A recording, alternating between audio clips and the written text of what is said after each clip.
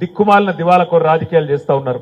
నేను మిమ్మల్ని అందరినీ కోరేది ఒకటే, ఈ 5 ఏళ్లు రాబోయే 5 ఏళ్లు మనకు పరీక్షా సమయం.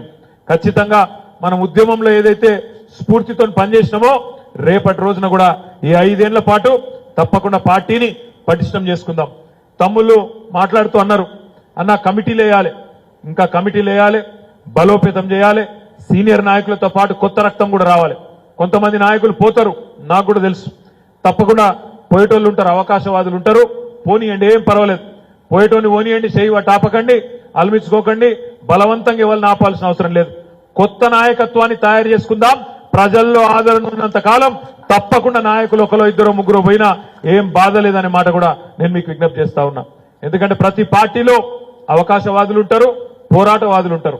మరి వాళ్ళ పోరాటవాదులు ఎవరైతే ఉన్నారో తప్పకుండా నిబద్ధతతోని మనతో ఉండే తమ్ముళ్ళు 23-24 ఏళ్లుగా ఉన్నవాళ్ళు ఉన్నారు. రేపటి రోజున కూడా ఏమీ ఆశించకుండా 23-24 ఏళ్లు పనిచేసిన వాళ్ళే లక్షల మంది ఉన్నారు. కాబట్టి ఇలా వేదిక మీద కొంతమందిని కూర్చొని ఉన్నాం. నేను మిమ్మల్ని ప్రార్థించేది ఒకటే, కోరేది ఒకటే.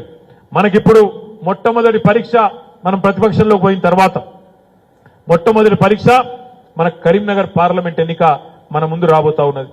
రాబోయే 40 రోజుల్లోనో 50 రోజుల్లోనో కరీంనగర్ పార్లమెంట్ ఎన్నిక దేశవ్యాప్తంగా